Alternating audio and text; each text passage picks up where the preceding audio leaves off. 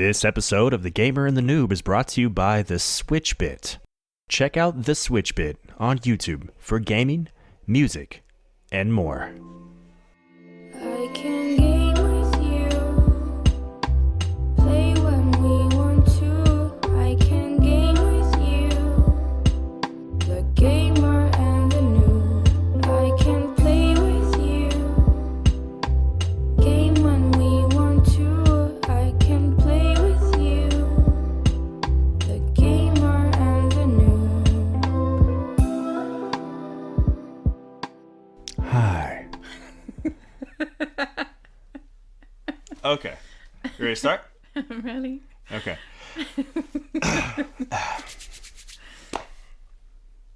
Hi, welcome to The Gamer and the Noob. I'm Sam. I'm the gamer. I'm Steph. I'm the noob. And today we're going to be talking about a few of the games that we have played over the week, just from two different perspectives, the gamer and the noob, hence the name. So we're just going to hop right into it. Last week we talked about one particular game called The Last of Us. And that is a game that, Steph, I don't think you've ever heard of. No. No? Yeah. It's a very, very popular game. It won a bunch of Game of the Year awards. It's kind of the go-to game for determining, when people want to say that video games can rival movies as far as plot, development, characters, stories, environment, stuff like that.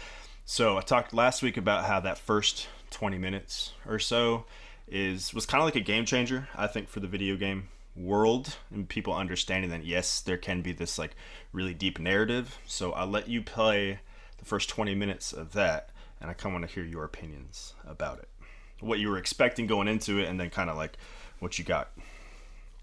Well, whenever we started playing it, it starts on the opening credits or whatever, and it's just a window that you can see the ivy's kind of growing into it, and you asked me what I thought it was gonna be about, and it's like, you're very interested in this, so post-apocalyptic something or another. So I was kind of thinking along that theme of something's gone wrong in the world and there's not that many people left. It was definitely interesting, kind of jumping into it. I was getting a Walking Dead kind of vibe. Yeah. Playing it. Like from the get-go? Or once stuff started to hit the fan? Well, it starts to hit the fan pretty quick. So describe, I guess, for people who haven't played the game, describe your experience with it. How did it start? It starts off with a teenage girl, and she's asleep on the couch, and then you assume that it's kind of late, somewhere in the middle of the night, and then her dad comes in talking on the phone, and he's agitated about something, but you don't quite understand what, and he sits down and kind of takes off work mode and then puts on dad mode, and that interaction, I assumed in the time, is telling me something that I'm going to need in the future of this is the relationship that they have, he's one person outside of the home, and then he has this kind of soft interior when he's around his daughter. She presents him with a birthday present, which is a watch, which I haven't played the rest of the game other than the intro, but I assume that watch is maybe a big deal later. I don't know. But anyway, and then so she falls asleep on the couch, and then he takes her and, puts her in her bed, and then that's kind of it. And then she wakes up and then, is wondering what's going on. I guess it was a noise that woke her up. And so, she sits up, starts looking around, and then there was a moment where I was like, she's just standing there. I was like, why is she just standing there? And then you nudge me and you're like, you have the controller. So, because they do a pretty good job of seamlessly transitioning from it's so cinematic. Seamless that had you not been there, I would have been just staring at this girl not moving for longer. It's very seamless, and for someone like me who's just not used to video games, I didn't know what was I didn't know what was required of me in that moment. Right. And so, yeah. Well, I remember we've discussed like how you want direction. So I was trying to give you enough direction without being like too like. I could see. I was like, no, I just want to be annoying with it, you know? No, it's more amusing because I could see like your arm kind of twitch. Like when people hit the brakes when the passengers in the car, but there's no brakes. It felt like that. Yeah. It was a moment where like you want to like point to what I'm supposed to push on the controller, you know, but you are holding back because you want me to experience it. That was interesting. But I mean, it was also welcome help to have you there because then, you know, the graphic on the screen is saying push L3 and I'm like, what is that? Yeah. I'm starting to learn this. Yeah. L1 or what, I don't know, but L3, that's new. And so we'll just wait till we change to another system. Every system's completely different. Like on Xbox, they call it LB and RB, and no. On the Switch, it's like ZR. It's all ridiculous. So, anyways, okay. So you're playing as the girl, and then stuff starts to hit the fan. And well, I did think it was interesting how you can kind of like create your own story in a way of it's telling you to wander around the house. And I assume that you can do that in any order that you want to, but when you hit a certain location, then something happens. So that was kind of cool. I didn't feel a lot of pressure to do the right thing in the right moment. And, you know, you kind of, because you don't know exactly where you're supposed to be and what's happening, you kind of get that sense that I think the storyline wants her to feel.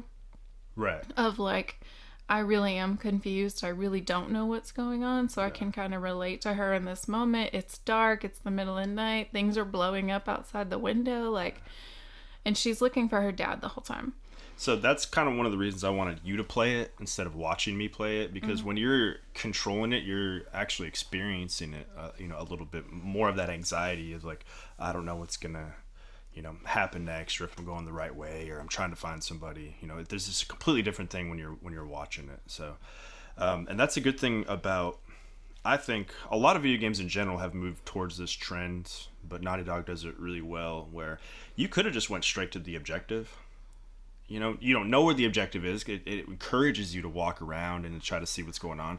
But you went and saw the TV and there's the news report. You picked up the newspaper, which you didn't have to do. And all that stuff is giving you like supplemental information about the overall story. But, you know, you could go directly to where like downstairs and get to the next cutscene and you would have missed all that too. So like it's a good and bad thing. You know, it gives you that opportunity to explore for yourself, but it also gives you the opportunity to miss things. So when I'm playing games like that, like I'm meticulously walking. I explore every single room. You know, I'm walking around hitting X or triangle or whatever on all the objects to see if I can interact with them. So like a game like that usually takes me a lot longer because I don't want to leave any stone unturned for the off chance I might miss the newspaper or something silly like that, you know. So I feel like I've heard you make comments similar to that about Xenoblade. Yeah, Xenoblade Chronicles 2. Yeah, I mean, I want to go back to that game. I put like 180 hours in that game, and there's still stuff that I need to do that I want to do in there, you know. And it's, yeah, at a certain point, you just got to put it down, like. Ugh. Well, I think you were telling me about how you have so many more hours into that game, but like a friend of yours is much further along because like they just do the missions, complete them. Oh, yeah. Whereas like, you know, you kind of take your time on certain levels. So you're probably talking like with Xenoblade in particular. So me, Chris, and Mark were playing kind of around the same time, and Mark, like, he'll be like done with the game at like 60 hours. And I'm like halfway through at 130 hours because I'm doing all the side missions, taking all my time. I haven't looked anything up online because I want to explore and experience it for myself. And I think Chris is the same way. Mark just plows through games. I don't know how he does it. Like he's focused and he figures out the best way to do it and just plows through it. But like a game like that for me, I want to explore. Like there may be nothing 5 or 10 minutes away down the road, but I'm going to go run to it and explore, just, you know, the off chance that there might be some weird pickup or story event or something like that. Yeah, there might be something to discover. Yeah. But okay, so stuff hits the fan. You're it switches over. You're not really in control anymore. You're in a car as everything's hitting the fan with the girl, her dad Joel, and Uncle, was it Tommy? I thought it was Tony, but Tony? I don't know. Yeah, I don't know. Well, you'd remember, right? Barely. There was a lot of yelling and going on in those yeah, scenes. explosions. Okay. Yeah. And then you're just going through this. I mean, the town's basically turning. It's just as like this zombie apocalypse is happening basically. And then what happens? So they're in the car. They get to a road where all the cars are, stacked up because everybody's trying to leave. And they end up having to evacuate the car due to some situations regarding, these people who are now not acting like people and attacking others. And they end up on foot and they're running through the streets. And so it goes back to that seamless, transition of they're showing me something and then I have to act. But I'm pretty slow in realizing when that's happening. So I got eaten by a couple zombies and then I have to start over at a certain location. And so they're, just kind of running through, trying to get to safety, all the while, so one of the reasons they had to evacuate the car was because the car was made to where you can't drive it anymore, and the girl was injured in what happened. And so now the dad is carrying his daughter. And you're controlling the dad. Yes, you're now controlling the dad in his run. And he's like trying to, get his daughter to safety and, avoid all the chaos that's going on, while also like kind of following where the uncle, because the uncle is now, basically running out in front and he's trying to protect, telling you where to go. Yes. And you have to be able to see. Kind of the guide. And yes, this is where Sam's laughing at me because this is where my inexperience comes in with controllers and like having to move point of view around. Yeah, using the right stick to control the camera. That's, I mean, anybody who's not used to gaming, like they're looking up at the sky or down at the floor like you were doing. Just like I was doing. Yeah, it takes experience. I mean, it takes experience for sure. But you're running while you're doing that? Yeah. Which is frustrating. I mean, that resulted in me getting eaten by a zombie, at least once. Mm-hmm. And so then you have to start over from a certain location and keep going.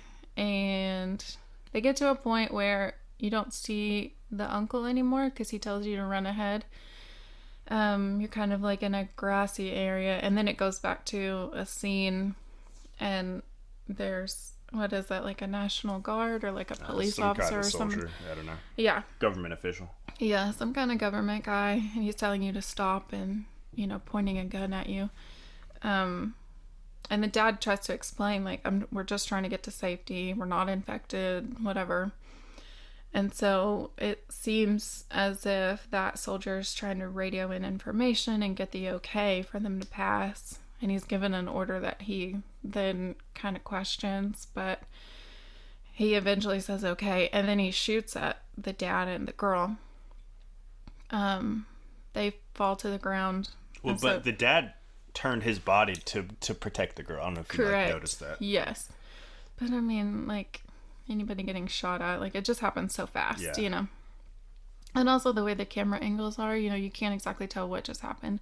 Just that now they're on the ground. And so the dad gets up and he seems like he's okay. And then he looks over and, do I say? I don't want to ruin this for anybody. Yeah, no, this game's old. It's okay. Fine. Well, he like basically crawls over to his daughter and realizes that she's been shot in the abdomen and things are getting worse quickly. And she's dead.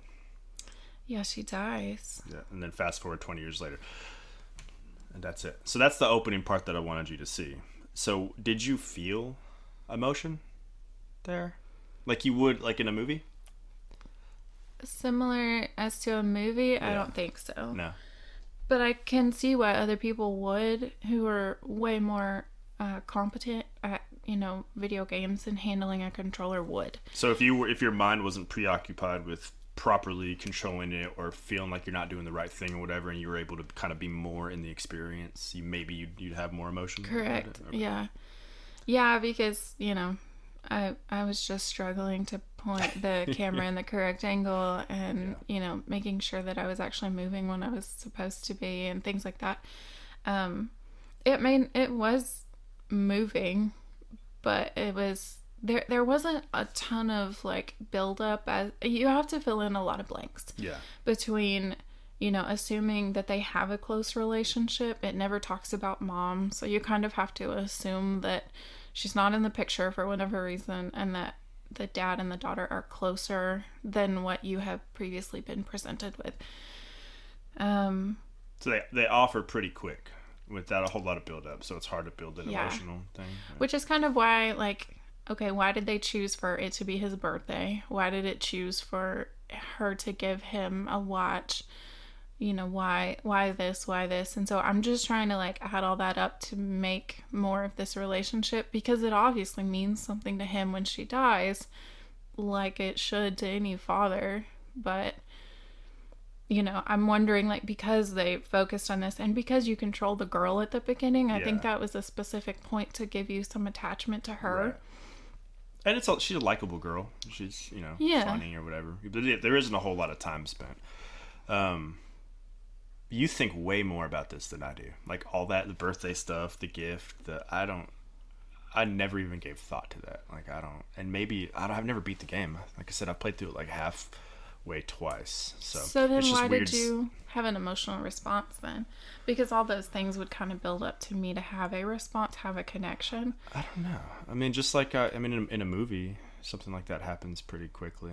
I think just me controlling it, honestly, is why I had never experienced that in a video game before. Nothing like that cinematic, and so I was like, oh my god, okay, this is not the same kind of game that I've played before. Like, that was my response. Like, wow, they made this likable girl and they started building this relationship, and it's like, your kind of thought is, going into it without having any spoilers, is that, okay, this is gonna be, it's about zombies if you've watched any of the marketing materials. Okay, this is gonna be a story about a dad and a girl surviving, so you're kind of like building that up in your head, and then boom, dead. Yeah, you just assume that the girl's gonna be there for the Yeah. rest of it. Yeah, but I mean, I think that's an important, that father-daughter relationship. Obviously, he was pretty sad about her death. It fast forwards 20 years later, and then the whole point of the game is, basically, a girl about her age becomes a tag along with you. So then the rest of the game, you're protecting this girl.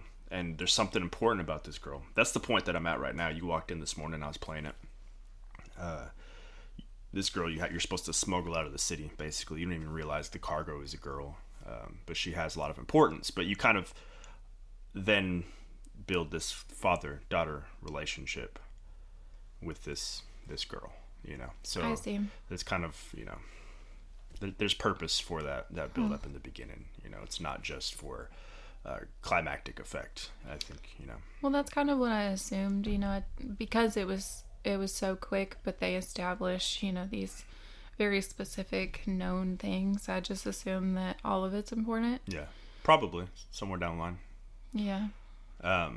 Okay, cool. So that's, I'm glad that you waited to, like, say that stuff, because I had no idea, like, how deep you were thinking into it. So that brings us to two other games that I'll let you play the intro of, or that you watched the intro of. So the other one was Bioshock. So the original Bioshock, when it came out, that was another intro that I thought was really, really cool. Pre that era, like, intros to games, the cinematic portions of games, I guess they weren't as effective. But Bioshock was one that, like, you ask anybody who played that demo when it first came out, with the plane crash and the fire all around and you escaping in this tower, just to see this really weird world and this looks like 50s, 60s era futuristic dystopian type of future. How did you feel about that? Did you think that was cool? Scary? Because I'll let you control it at the beginning. Right. Yes, I thought it was really interesting. The first thing that you see is what you assume, you're on a plane, and the guy is smoking, and I'm like, well, that's definitely not allowed these days. Right. So, take us back, quite a few years, and he holds up a present, and I remember reading a little bit of the tag just because whenever it gives me something to read, I never know how long I'm going to have to read it. Let's do it quick. And so I do this like weird like jumping around, like just trying to catch keywords. But then I realized they're giving me enough time, so then I try to go back and read the whole thing, and then that's when it cuts it away, is right when I'm in the middle. Something about, like mom and dad thought he was going to do good things and whatever. He's holding up a present, and I was a little confused about that part. Like, was that a bomb? No. That wasn't a bomb to like blow up the plane? Because that's what I took it as. No. Was he's like, his parents are like, you're going to do great things. And in his mind, he is. But I thought that was a present for his kid at home. Oh. That's what I took away. Okay. I don't know. No, I think you're over. There's a lot of things are simpler than I think you're trying to make it out. Well, I think he's okay. just going home. He's excited. He's got a present for his kid. That's kind of what I okay. got. And then something goes haywire, and now he's underwater, basically. Okay. Well, that kind of changes things, because I took it as like he intended to blow up the plane, and then afterward, he survives and he's in the water, and it seemed as if he knew where to go, because you're swimming around, you get to the lighthouse, and it just kind of seems like everything's there and prepared for you, as if you already knew about it. That's just the game pushing you in a direction. Like, that's like the fire was built up around, so you can only go in one direction. You walk in. It's a first-person perspective, so it's you. Right. There's really only one thing for you to do, and it's go into this door and do it. So that's more of the game, because game developers have to be kind of tricky into creating like easy and seamless ways for you to be pushed down a path without having an arrow pointing, where to go, and that's all it was. Okay. So you're supposed to be in that first person's perspective, like, oh, okay, I'm freaking out. There's fire around me. Let me get in here real quick. Ooh, what's this? And then all of a sudden, you're just taken into this other world called Rapture.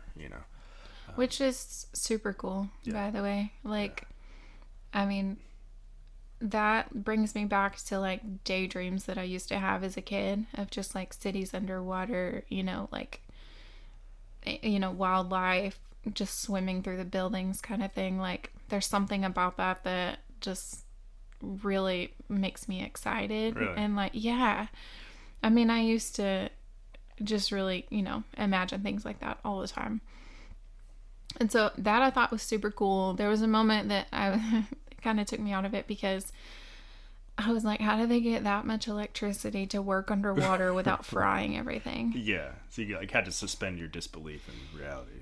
But like in a cool way. Yeah. Like, as long as you can be like, yeah, that's okay, then it's super, visually enticing. So. Well, I don't know if you really paid attention to, when you're in that like water elevator pod thing, where it kind of talks a little bit about the city of Rapture and why they did, basically the guy had a bunch of grandiose ideas that society didn't allow him to do. So he's like, well, I'm going to like experiment with all this technology and all these things, build my own thing away from civilization that allows me to do that, so you gotta kind of have an idea that, okay, this guy knows secrets to the world that they don't want out, or that we don't know, because when you get in there, it talks about plasmids and magic, and I mean it's essentially some kind of magic, I take it, but with injections and stuff. I don't know, I don't really like the gameplay of Bioshock, to tell you the truth. Really? My biggest thing is gameplay. So when the combat isn't fun, it could be like the coolest environments, but I'm going to grow bored of it, I guess. I know a lot of people really like Bioshock. I feel the same way about games like Skyrim and stuff like that. And yeah, that's just kind of how I feel about that game. I also would have really rather liked it not to be like zombie, bad guy, weird, stuff like that. I want to explore the city and like just have fun in it, I feel like everything has to be like dark and scary, and you have this like, terrible fear and stuff like that. But I really just want to run around that world. And like, that would be so interesting to just go and explore, and without all the extra stuff. I can see why you would play a game like that with monsters and whatever, but like they created this super epic environment, and then you're too busy fighting these monster things to actually see it. Right. And it was very much like kind of a futuristic, but like what you said, 50s steampunk thing. Yeah. And I'm like, that is just a super ultra exciting world to go look at and see and, you know, see what they've created. But yeah, I mean, you have no time because as soon as you arrive somewhere, there's monsters coming at you. Right. And I mean, you do, like, you can take your time, you know, at certain points in the game, and kind of explore things, but it's like everything's trashed, you know, and it's like Right. broken down and rubbled and stuff like that. So, but when you do get to like some really cool room that has a bunch of pillars and that music, it reminds me of Fallout, which is one of my favorite games, Fallout 3, which is one of my favorite games, that old 50s style, like playing through a record player, old 40s style, honestly, music playing in the background, man, that just sets the tone for me for any kind of game. I freaking love it. Okay, so then the other game, which we're going to talk about, is The Witcher 3. Now, you didn't play this. You watched me play the intro. And we'll preface a little bit on The Witcher, because I had never played the game. Obviously, it won a bunch of Game of the Year awards when it came out a couple years back. I have never read the books. And then the Netflix series came out, and we pretty much binged that pretty quickly. Like, within a week, we had watched all of that. And I think the only reason you want to watch Witcher is because it's got Henry Cavill in it, right? It's a contributing factor. If it was Tobey Maguire, would you have watched it? Probably not. Yeah, exactly. So, and you know, I like Henry Cavill too, not as much as you do, probably for different reasons. But yeah, so we watched the Witcher series, and it was really cool. And like as soon as it's over, I just wanted to have more of the world. I wanted to experience more of the world. So I looked up like ordering the books and all that kind of stuff. So I bought the game. It was on sale for like $15 on maybe $10 on PlayStation Network, and then immediately started playing it. And I wanted you to watch the intro, kind of the opening, and I feel like you weren't very impressed with that at all. The fact that I'm having trouble remembering it, I guess I agree with you. It was a couple weeks ago, but it was. Wait, was that was that the one where he was kind of in that little room and like he just started, you know, moving around and he's talking to what's her face? Jennifer. Yeah. That name annoys me. Yeah. just say Jennifer. No, yeah, Jennifer of, I can't remember her name. But yeah, you didn't seem very impressed. You walked away pretty quickly from that. It's just character development wise, I'm just not interested. You know, I'm not interested in like her only being there for, you know, I guess enticing guys to play the game, and their conversation just was really, it was leading in a very specific direction. I'm like, ugh, like just it's kind of cheesy. Care. It was cheesy and sexual, and I just didn't really care for it. So that was like a flashback, and then flash forward, he's on the road to finding her. It's been like 6 months, something like that, and he's like on her trail trying to chase her. For what reasons, we don't know. I mean, that will develop as the story goes on.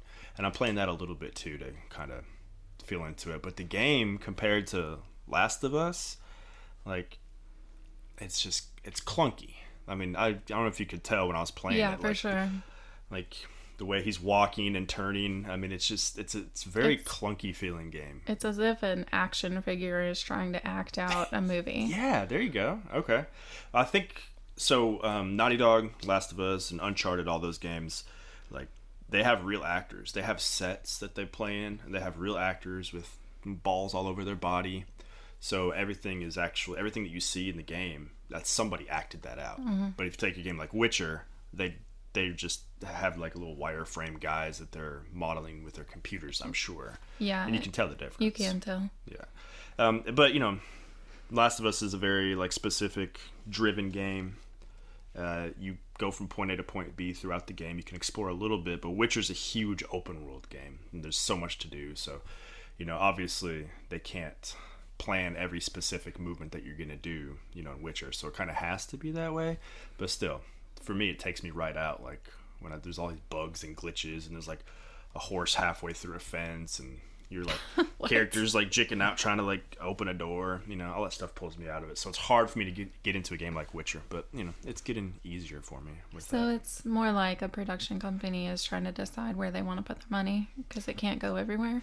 Well, I mean, not necessarily the money. I mean, when you have so many, the game is so big, and every person you talk to has different like quests and options.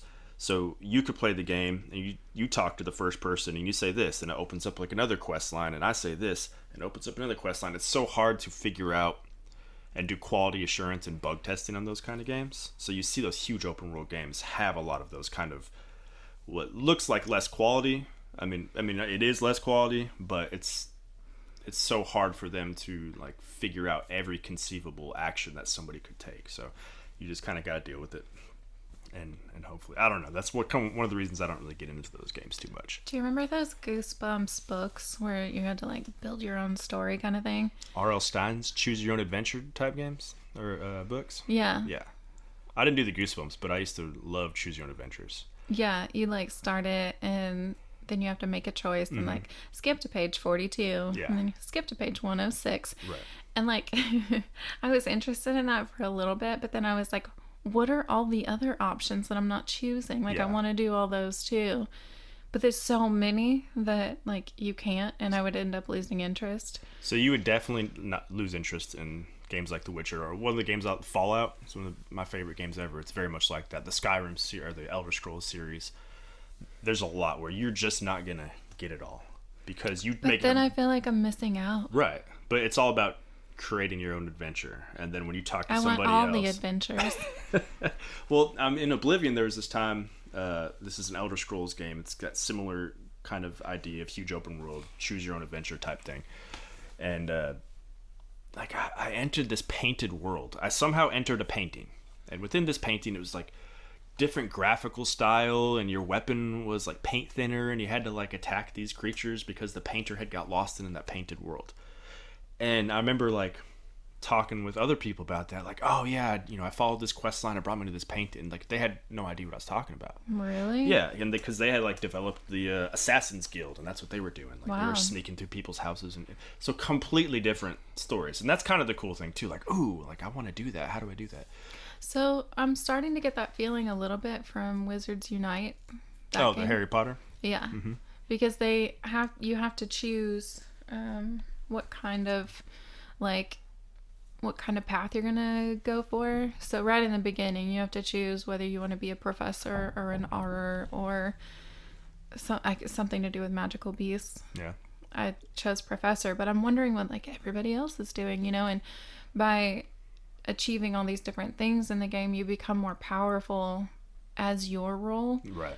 And so you can do certain things that other people can't. But yeah, it makes me wonder in certain situations, like what can somebody else who's an auror do? Or... So that makes me like question, like once you max out your professor role, can you go back and also do another role? You can. Yeah. Okay. And then also, But it takes so much. I mean, I'm sure. and for me trying to fit this into my life, I get very, very limited opportunities. Right. I only have a 30-minute lunch break at work, and so it's like and there's very limited things I can do in my building when I'm on my lunch break, and so I can go and get something nearby, and then there are more things out there, but then I lose track, and then I go over my lunch break, which puts me Because you're back. playing Harry Potter. Yeah, because I know, but it puts me back later in my day, and I'm like, oh, I'm not gonna get home when I wanted to, or I'm not gonna be able to run that errand, or That's whatever. the struggle right there. The struggle of a gamer. That's right. So I guess my next question, as far as that Harry Potter thing goes, because you can play with other people, right? You can team up on teams. So they say. So I have they no say. one to play with. Okay, I know.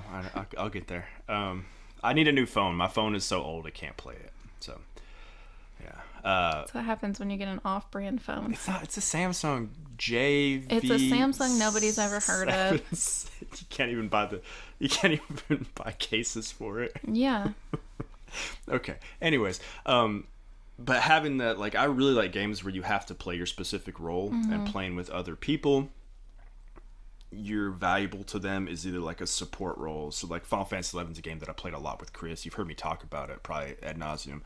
But I was like playing support where, he'd play the tank, where, he'd be the beefy person that they hit on, and he defends people. And then I have a very specific role of keeping him alive and, buffing or debuffing and stuff like that. I really like that. So that's one of the enticing things that I want to play the Harry Potter game with you. So It's not enticing enough, apparently.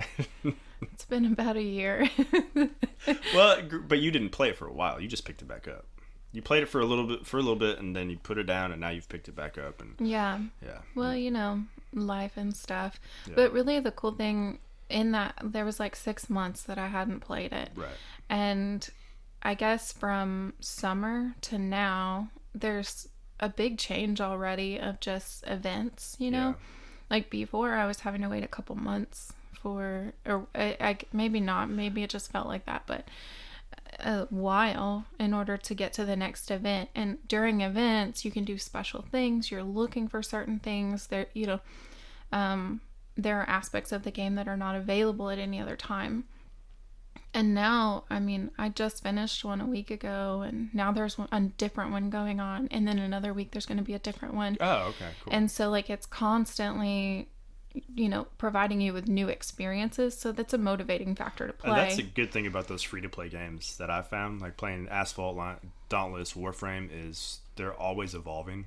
Yes. And they're, you know, they probably saw that people were losing interest because there was not as much things to do. So like, oh, we need to increase the amount, or they're increasing just quality of life things and making things easier, faster, better.